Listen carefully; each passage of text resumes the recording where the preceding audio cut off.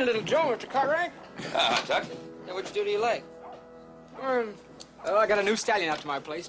Tried to bust him. He blamed near busted me. Hey, when are you going to learn to leave the bad ones to the good riders? Well, his name fooled me. Mama's boy. Ain't that a name for a horse that's half meanest and another half even meaner? Hey, Tuck, when are you going to come out and have supper with us? Thanks, Mr. Cartwright, but I got a lot of things to do out at the ranch, and, well, I can't nothing drag me away till they're done. Come on now, there's other things in life besides running that spread of yours. Well, yeah, like what? Like having supper with friends, or playing a little poker, dancing with some girls. If you had a spread as big as Tuck's here, you wouldn't have any time for that dancing and poker playing. Tuck, come on out. You're always welcome out at the Ponderosa. Thank you. Really, how's the leg feeling? Oh, tolerable. Just tolerable, huh? How come you're so spruced up? I'm gonna meet some friends of Pa's from back east, Philadelphia. I figure with some of the riff-raff running around the street here, I gotta try to make a good impression. Well, the tie don't help that much. Thanks a lot. We'll see you.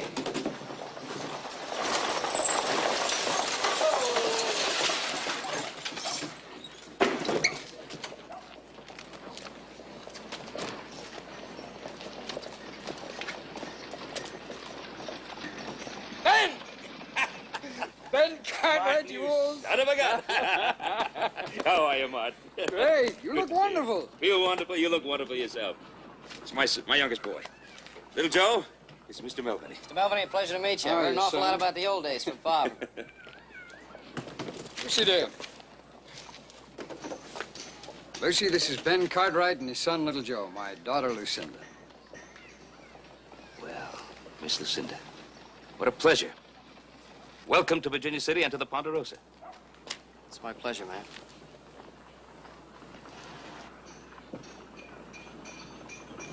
Listen, let me get the bags for you. Which ones are they? Oh, let me give you a hand. No, that's all right. I got them. All right. Here they are right here. These three? That's it. Martin.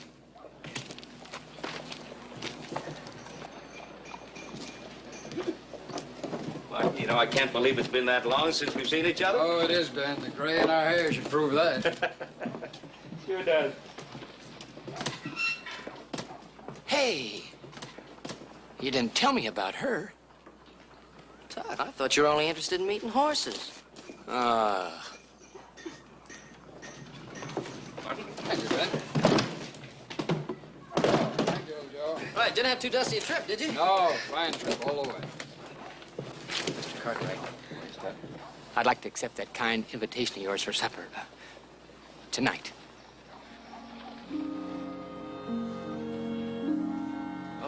Well, Tuck, I thought you said that nothing could ever get you away from that ranch of yours.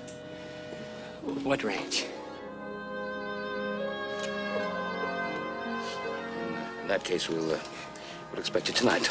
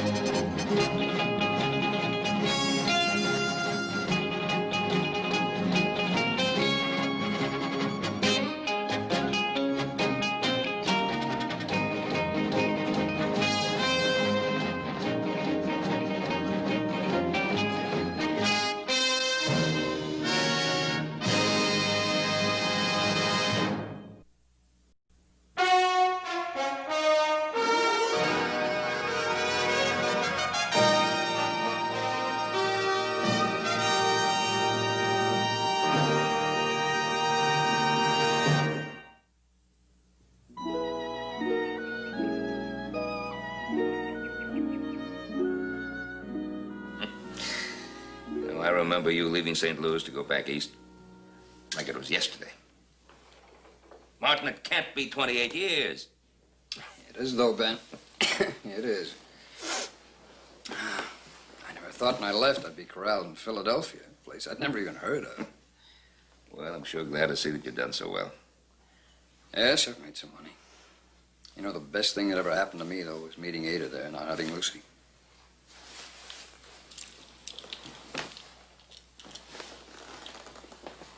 That was Ada. Beautiful woman. Yes, she was.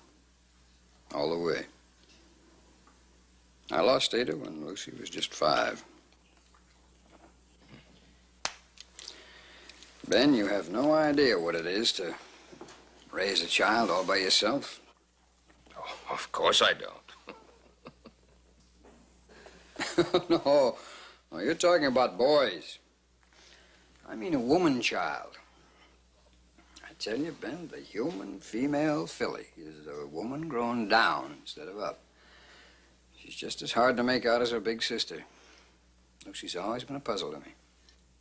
Well, that's because you spoil the heck out of her. An only child, a girl. No, it's not what bothers me, Ben. See, Lucy was a sickly child. She spent a good many years in bed. And had to take it easy for a long time after that. Well, as a result, she found all of her companionship in books instead of in people. Now that she's grown and healthy, she still does. Mostly poetry and romantic novels. Well, you know, young girls and romantic novels go together like strawberries and cream. Yes, but Lucy gets all of her ideas of life out of these books. She hardly ever comes down to bedrock. I thought that out here we still have to claw some just to stay alive. She might just come down to earth.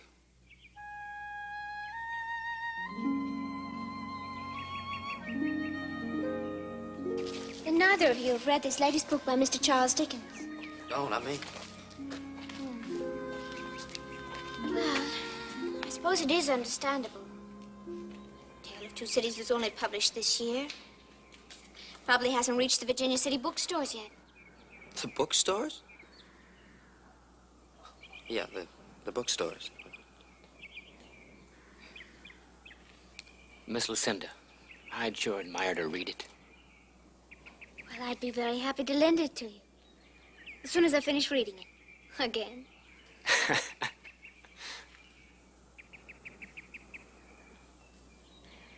Oh, I'm especially fond of Sidney Carton.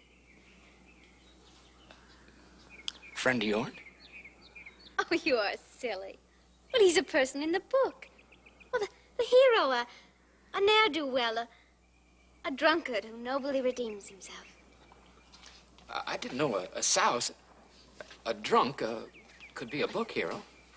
Oh, he was a wonderful hero.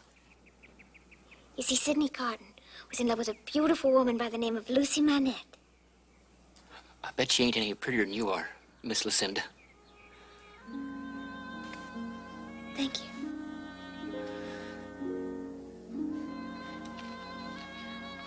All my friends call me Lucy. I hope you both will. You just talked us into it. Tell us more about the other one. Well, Lucy Manette was in love with a handsome man by the name of Charles Darnell.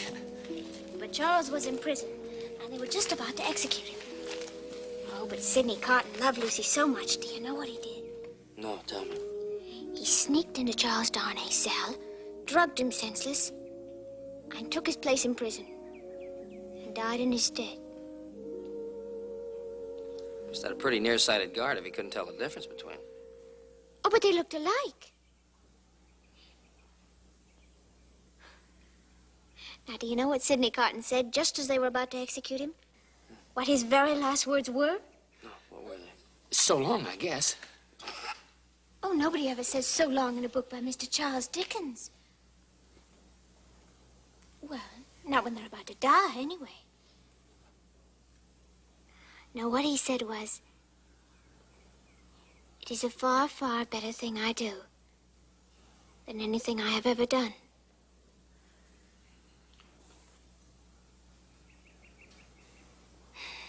Isn't that a beautiful epitaph? No, I'm sorry. I think the whole thing is pretty silly. What?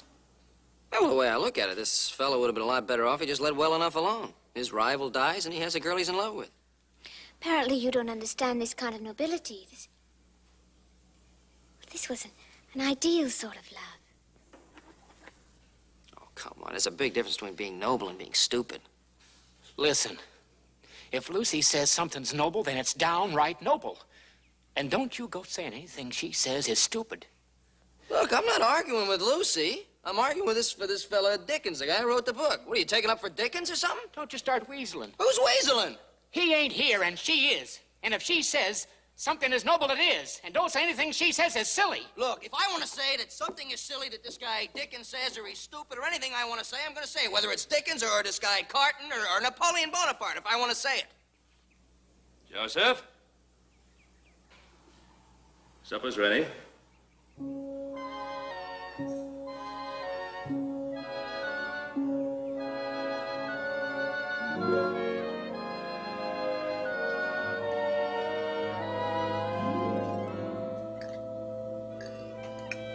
I'm sorry that Adam and Hoss are so late. Of course, they're coming a long way. I can hardly wait to see the sights around here. I'd sure admire to show you myself. Be an honor. I'm sorry, Tuck, but Lucy already has a guide. Me. I'd be delighted to have two such exceptional guides. What do you think you'd like to see? Now, Adam and Hoss are doing some branding down at the South Creek. Oh, no, thank you. I mean, oh, well, I've heard about branding. I don't think I'd enjoy it. Yeah, I don't suppose that'd be too interesting for a young lady. How about Indian's grief? That's a wonderful idea. Just the ticket. What is it? It's just an old Indian landmark. Oh, no, wait a minute, Joe. It's more than just an old Indian landmark. It's probably the most romantic spot around here. Really? Oh, please tell me about it. Well, see, the Indians, as is the Paiutes, believe that the great chief is buried at Indian's grief. They mourn him. Because according to their legend, at the very beginning of time, the great Manitou, that is the great spirit, visited his wrath upon them. And after many men, women, and children had died, the medicine men told the chief that the only way that the great Manitou could be appeased would be if the chief sacrificed his eldest son to him. No. Well, the chief prayed to the great Manitou and asked that he be allowed to take the place of his son.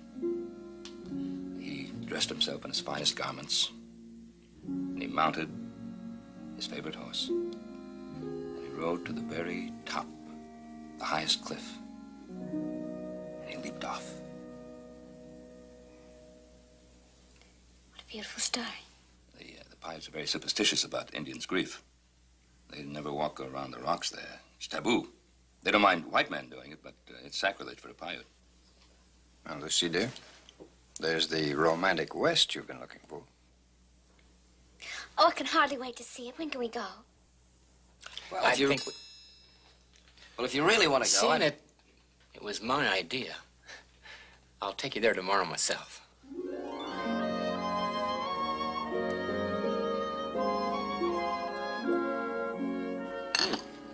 How about some more cake? Oh, no. Not for me. There you are. Oh, sorry we're late. Got held up.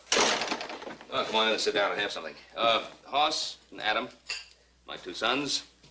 Meet our guests, Miss Lucinda Melvany. Hey, country around here's getting prettier all the time. And I'd like you to meet the father of the country, my old friend, Mr. Martin Melvany. Happy to meet you, sir. Hoss, Adam. Well, how's the branding coming along? Fine, boy. If that bunch of renegade Paiutes don't show up. You around here now?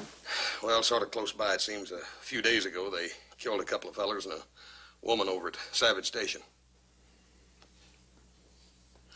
Day before yesterday, they killed a man and a little 11-year-old boy out at the Smiths. Apparently they were all young bucks. One of the men at Smith's recognized the leader. I guess who it was, Joe? Who? Your old friend Sharp Tongue. What? Who is Sharp Tongue?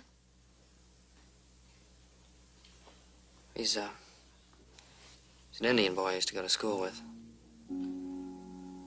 Father wanted him to learn the ways of the white man. I'm afraid it didn't work out. Why? Was he an evil little boy? No, he was an Injun. Afraid children borrow the thinking of their parents. Made it worse, he was a proud Indian. Me, I admired him for it. He did more than that, miss. More than once little Joe got beat up defending him. Little Joe. It's a terribly noble thing to do. Why? He was just my friend. I wish you'd had more friends. Those murders stem all the way back to that little schoolhouse, I'm afraid.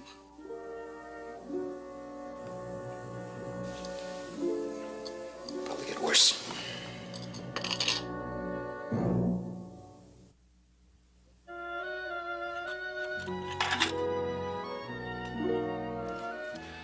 It's just not fair that... You should take me to see Indian's Grief now. You promised days ago, and here you are, you're just backing down on your promise. I'm losing my patience with both of you. Lucy, you're gonna have to be patient a little bit longer. At least wise till those renegade Indians are out of this part of the country. It's not safe until then. We got time. You've been here less than a week. Really, you two, you're so silly. Afraid of a few frightened Indians. And James Fenimore Cooper's book, The Last of the Mohicans, why... Come on, Lucy, not another book writer. These are not storybook Indians. They're real and they're dangerous. They're not gonna set you up as some great white princess and worship you. No matter what you've read in books, because these Indians have not read the same books. You don't have to be angry with me. That's right. You ain't got no call to rear up and stomp on her like that. Oh, come on, Tuck. We've both seen what these renegades do to white women. It's not pretty. Now, we're not going until it's safe, and that's all there is to it. He's right. They ain't playing games. Hey. Come on, are we still friends? Sure we are. I guess I did jump on you a little quick. I'm sorry. Ready to go? Yeah.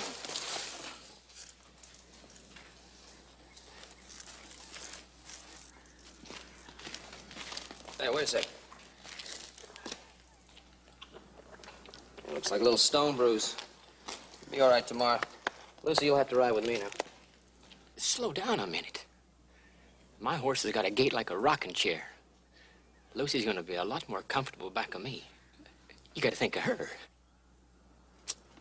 You know, Tuck, I just don't believe you. You're so noble. You know, you make that fella Sid Carton look like a tin horn. I'll tell you what we'll do, though. We'll flip a coin for it. Let me see that there coin. If you can't trust your friends, who can you trust? Call it in the air. Heads. Doggone.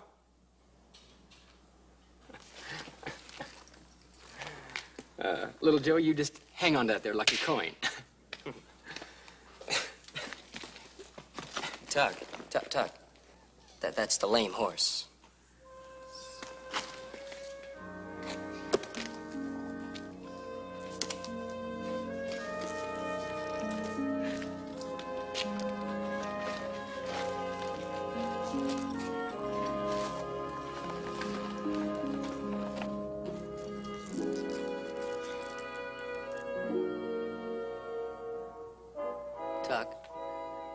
Tuck.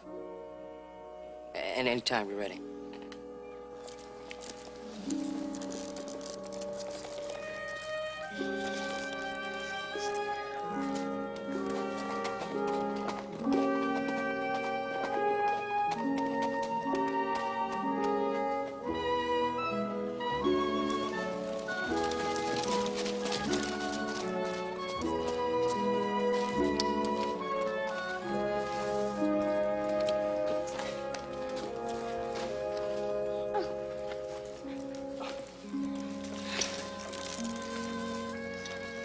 Thank you, Tuck. Thank you. Well,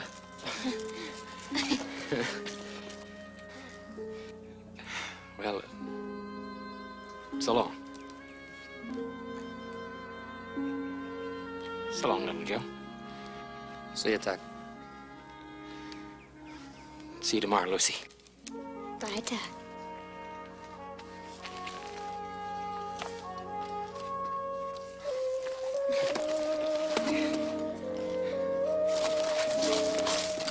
So long.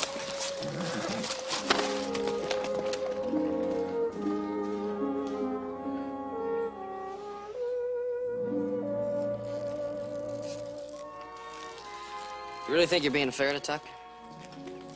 Fair? Yeah. Well, Tuck's whole life has been the ranch. Ever since he was a little boy before his folks died, that's all he's thought about. Never even had a girl of his own. And all of a sudden you come along, and he falls for you. I like Tuck. I like him very much. Everybody likes Tuck. There's a big difference between like and the way he feels about you. You seem to be very sure that I couldn't learn to return that love. You and Tuck? No. You don't have anything in common. Nothing at all, but it doesn't matter to Tuck because he loves you. You know, to him, you're not even a girl. You're a princess out of a storybook. Oh, little Joe. Sometimes a girl wants to be treated like a princess.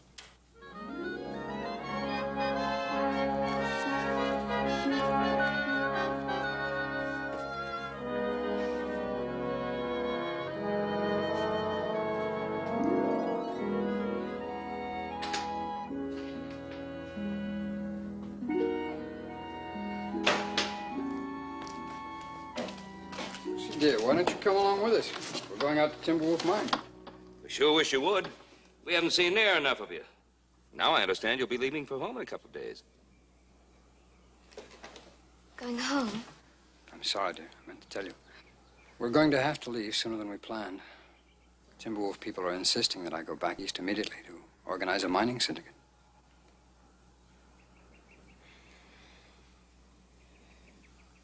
I understand, Daddy. All right, dear. Mr. Cartwright, I hope you'll excuse me. I'm really very tired.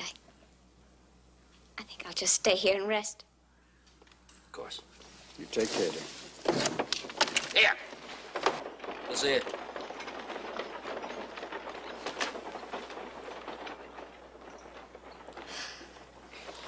Well, we're gonna miss you. Thank you. Well, I'll miss everything. Gee, I'm afraid my whole morning's pretty well taken up. I have to deliver some supplies to my brothers down in South Creek.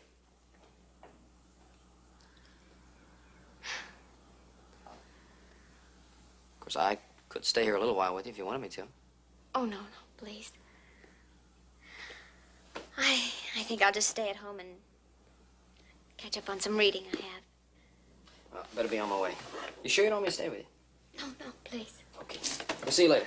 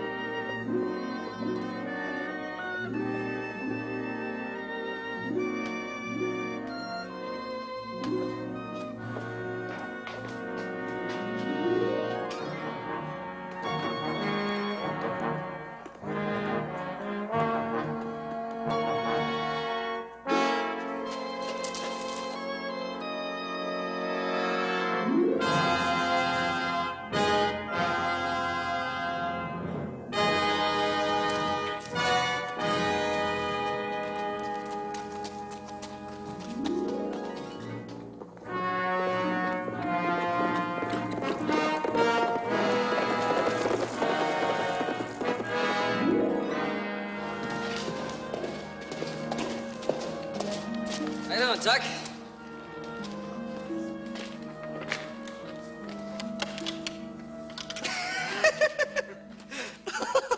Oh, no, don't tell me. Yeah, I tried to bust Mama's boy this morning. That dang horse rode me again. Getting tiresome of him stepping on the same foot. You'd think he'd want some variety. I noticed it didn't stop you from courting Lucy, though. Where is Lucy? She's in the house, isn't she?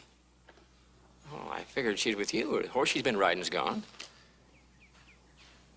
It's funny. She said she was going to stay around the house and read.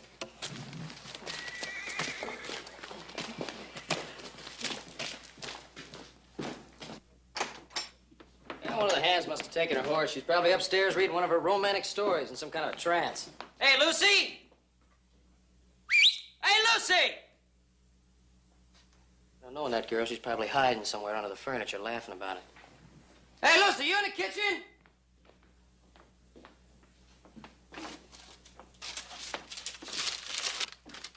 What is it? It's a note from Lucy. When I learned we were going home in a couple of days, I just couldn't leave without seeing Indian's grief. Don't worry. To the way we warned her. Well, we'll just go fetch her. She's probably sitting up there in that rock by herself. Yeah, if the Paiute renegades don't find her first. I'll get the horses. I'll leave a note for Pa. Tell him where we're going.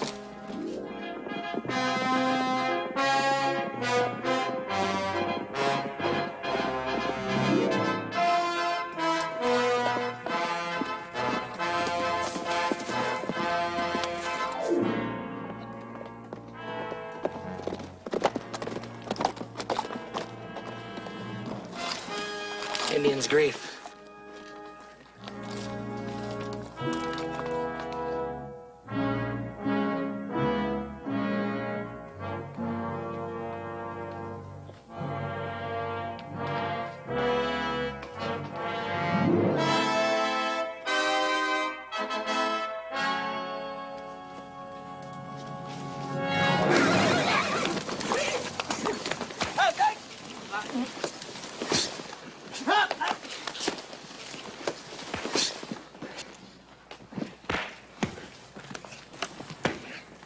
Tokene, go!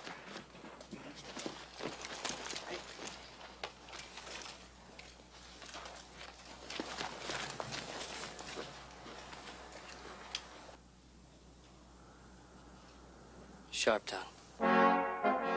Joe Cartwright. It's been a long time.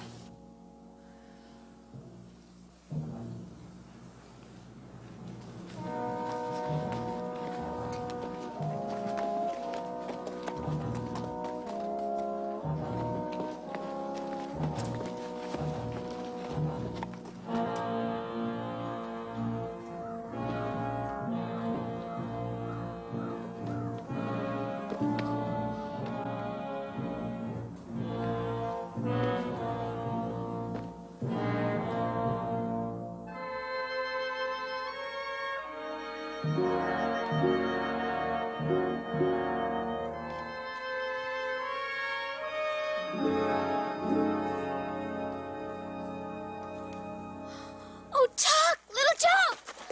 Oh, Let her be! Let her be!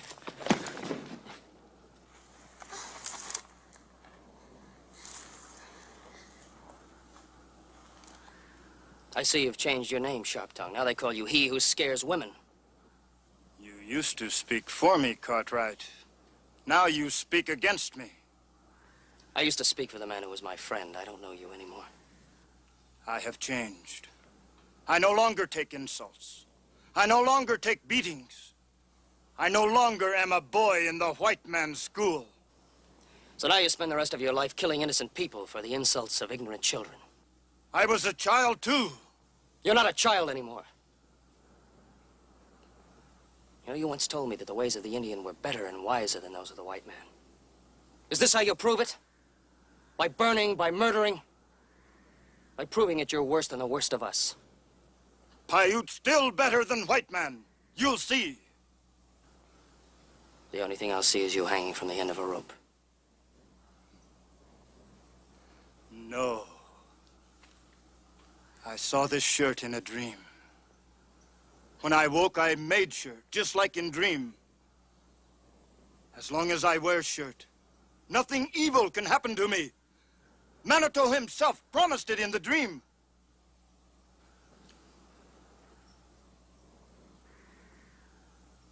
Because you were once my friend, now I do more for you, Cartwright, than white man would if he were on the warpath and had Paiute as prisoner. You are free. Go!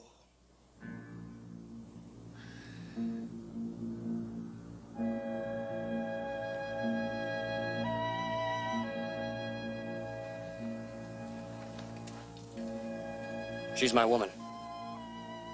He's my friend, as we were friends in school. Let them go, too. She is pretty for a white woman.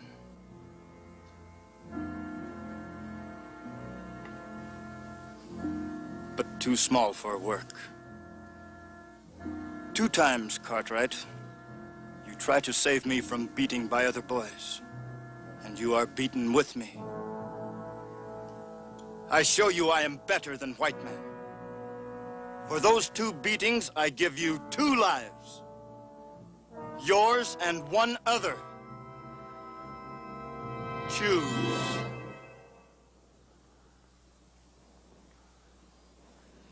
What are you waiting for?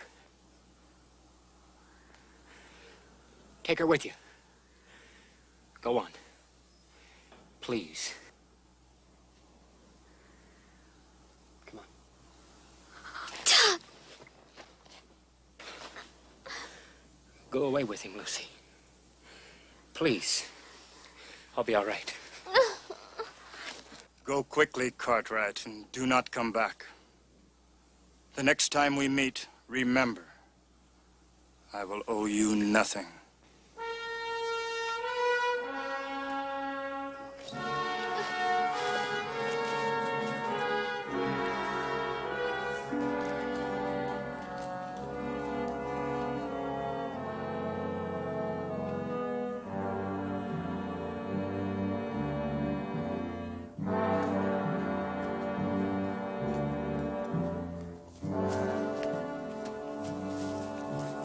Keep moving. Sharp Tongue can always change his mind.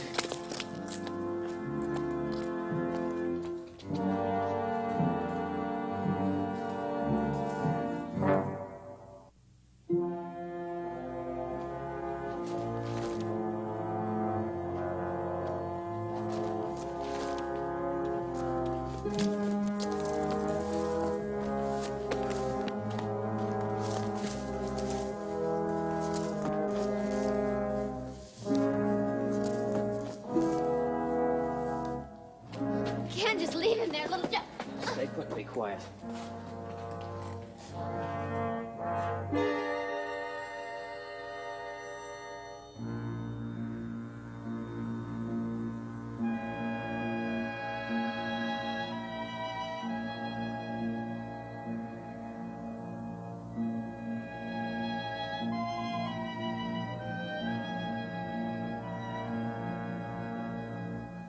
What are they doing? It's an old Indian game. He gets a head start, length of a bow shot. If he can outrun him, he lives. And if not, he dies?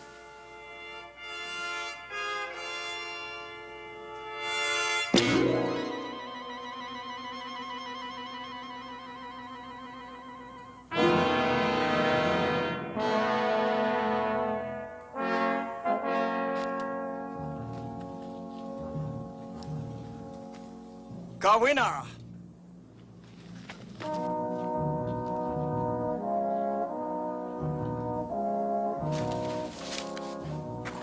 You think you can find your way back? All right, then get going. He can't die now. I love him, little Joe. I love him. Lucy, listen to me. If you love him, then do what I say. I left a note for Pa. He knows where we are. You'll probably meet him on the way back. Tell him what's happening and tell him to hurry. Now go on.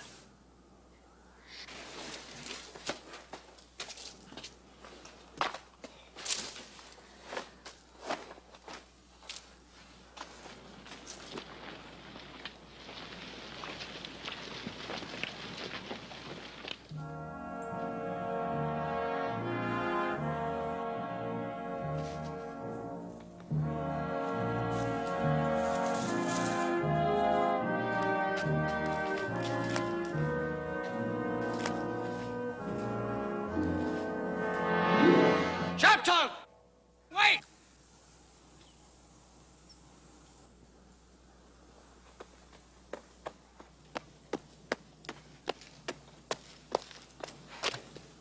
It's when does Sharp Tongue play woman's sport? I told you the next time we meet, I would kill you. This is woman's sport. My friend's leg is hurt. He can't run. If you want sport worthy of a warrior, let me take his place. Let him go free. And try to kill me if you can. I could always outfight you and outrun you. I still can. You know the game. You will have no weapon. I know the game. If you get away alive, he lives. But if you don't, he dies too. Go, Cartwright.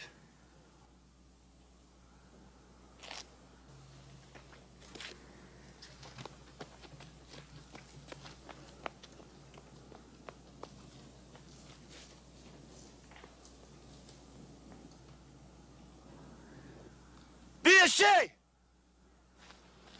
What's going on? I'm taking your place. You can't do it. With that leg, you wouldn't have a chance. Now get going.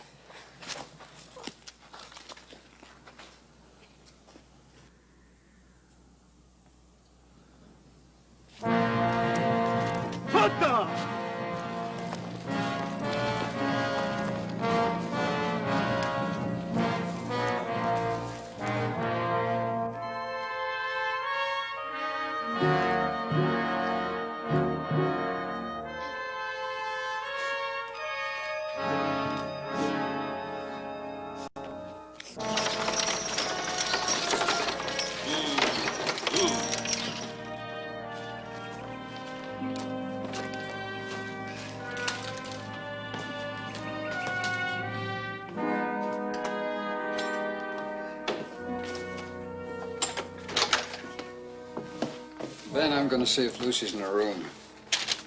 Martin, Yes, Ben? Lucy's not in the room. What? According to Little Joe's note here, she was headed for Indian's Grief.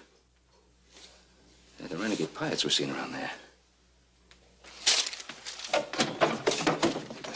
Shall we get some more men? No, there's no time for that. Let's go.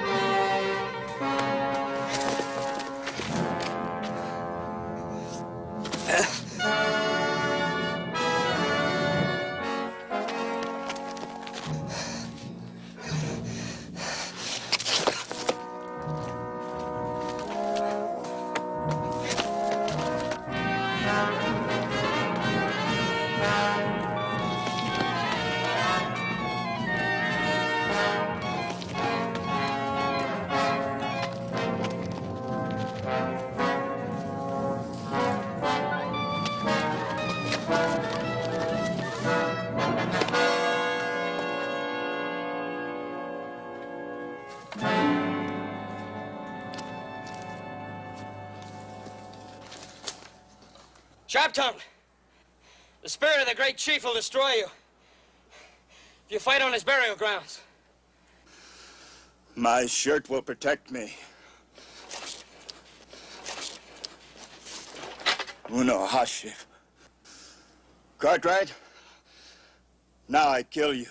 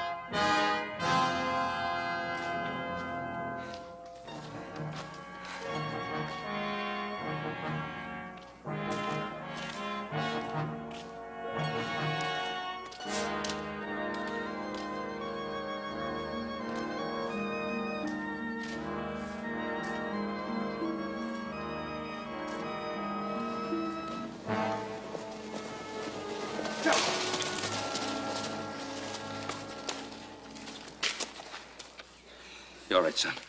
You all right? Yeah, Pa, I'm fine. Yeah, I had to kill Sharptongue. The rest of his braves rode off towards the reservation. Well, without Sharptongue, they have no leader, no purpose. Let's go home. Little Joe, thank you, son. Thank you very much. Me too. Little Joe. I'm sorry that my foolish romantic curiosity almost got you killed. But you were as noble as Sidney Carton.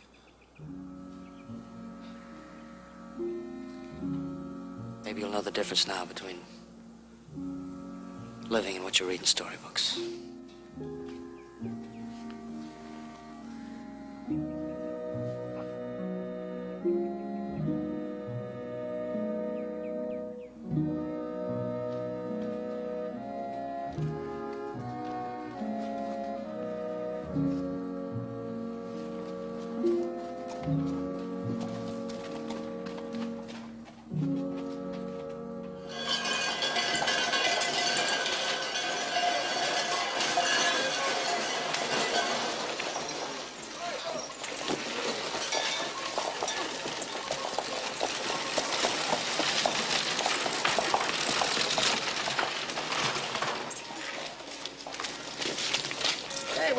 Not so fast. Doesn't the best man get a kiss from the bride?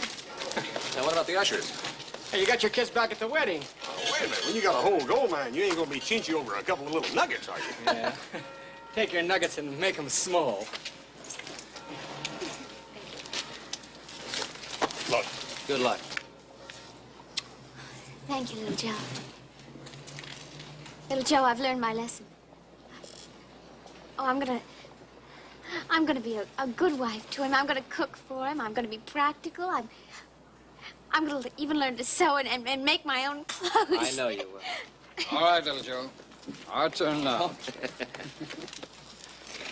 Little Joe, I'd admire having a word with you. Sure, Bridegroom. Excuse me, honey. What's up? I just want you to know, I especially appreciate your saving me.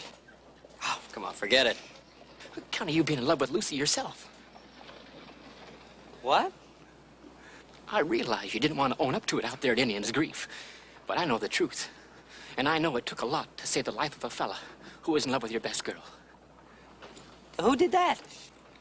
Don't. Listen, you did exactly what that Carton hombre did in that there book of Lucy's. Are you out of your head? I didn't... Don't you fret. I ain't gonna tell anybody, especially Lucy. Doug, come on. Hey, Tuck, that steak is ready. Thank you, Mr. Cartwright. Tuck, my very best wishes. Thank you. I don't. Pop? Take good care of her, Tuck. I will.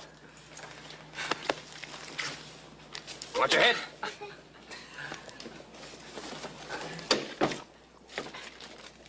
Let her go. Bye.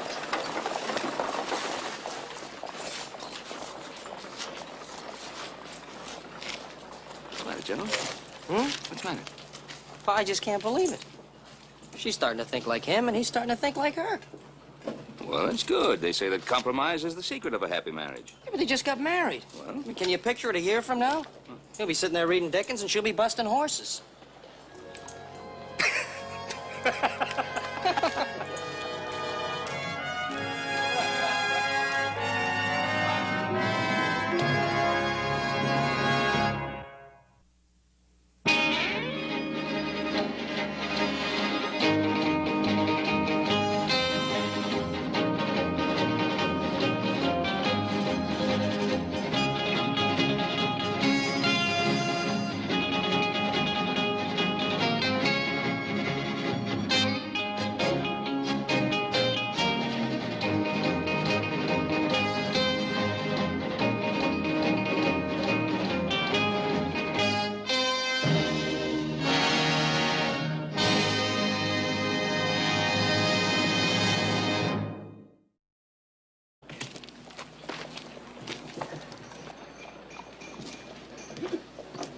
Well, you know, I can't believe it's been that long since we've seen each other. Oh, it is, Ben. The gray in our hair should prove that. Sure does. Hey, you didn't tell me about her. Todd, I thought you were only interested in meeting horses. Thank you, Ben. Thank you, Joe. Right, didn't have too dusty a trip, did you? No, fine trip all the way. Mr. Cartwright, I'd like to accept that kind invitation of yours for supper tonight. Oh, well, Tuck, I thought you said that nothing could ever get you away from that ranch of yours. What ranch? In that case, we'll expect you tonight.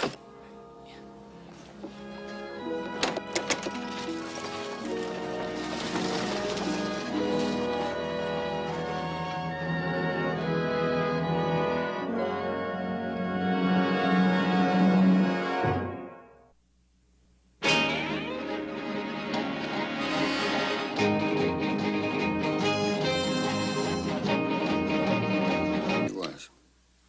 All the way. I lost Ada when Lucy was just 5. Ben, you have no idea what it is to raise a child all by yourself. Oh, of course I don't. No, you're talking about boys. I mean a woman child. I tell you, Ben, the human female filly is a woman grown down instead of up. She's just as hard to make out as her big sister. Lucy's always been a puzzle to me. Well, that's because you spoil the heck out of her. Only child, a girl. No, it's not what bothers me, Ben. See, Lucy was a sickly child. She spent a good many years in bed. And had to take it easy for a long time after that. Well, as a result, she found all of her companionship in books instead of in people. Now that she's grown and healthy, she still does. Mostly poetry and romantic novels. Well, you know, young girls and romantic novels go together like strawberries and cream. Yes, but Lucy gets all of her ideas of life out of these books. She hardly ever comes down to bedrock. I thought that out here we...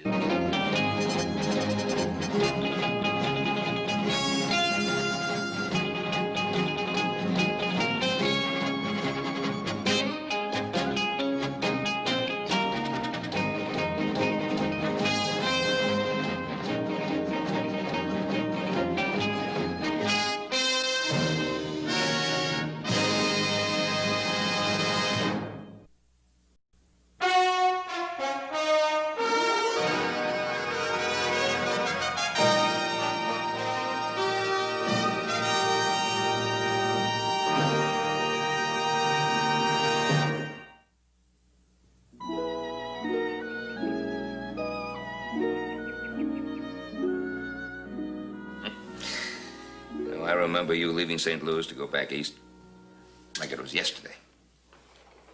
Martin, it can't be 28 years. It is, though, Ben. It is. I never thought when I left I'd be corralled in Philadelphia, a place I'd never even heard of. Well, I'm sure glad to see that you've done so well. Yes, I've made some money.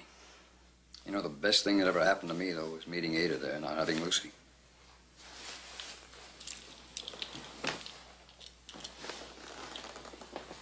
That was Ada. Beautiful woman. Yes, she...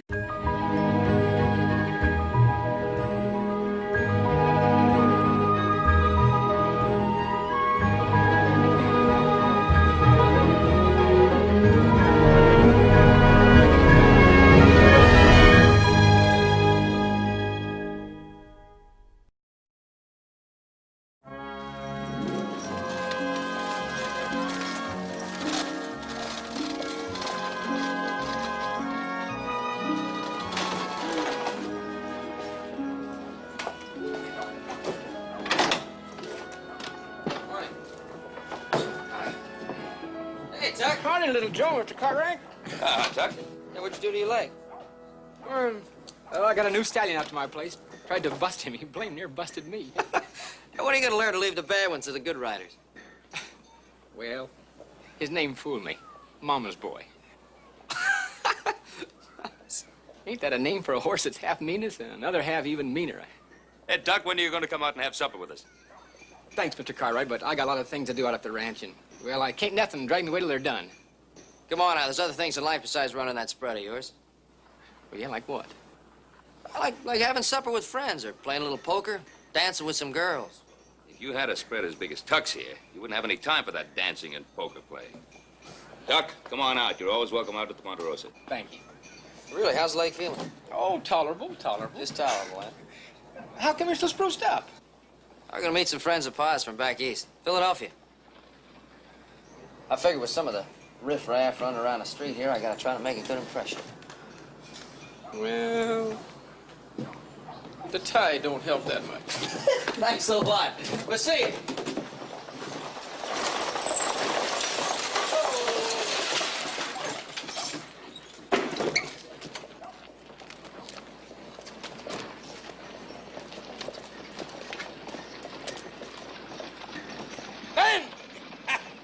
Ben Cartwright, you old... Son of a gun. How are you, Martin?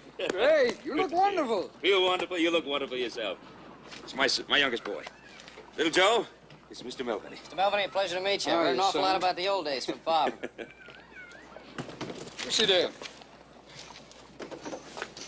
Lucy, this is Ben Cartwright and his son, Little Joe, my daughter, Lucinda. Well, Miss Lucinda, what a pleasure.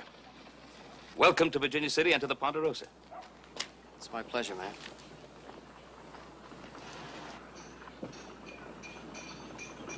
Listen, let me get the bags for you. Which ones are they? Oh, let me give a hand. No, that's all right. I got them. All right. Here they are right here. These three? That's it. Martin,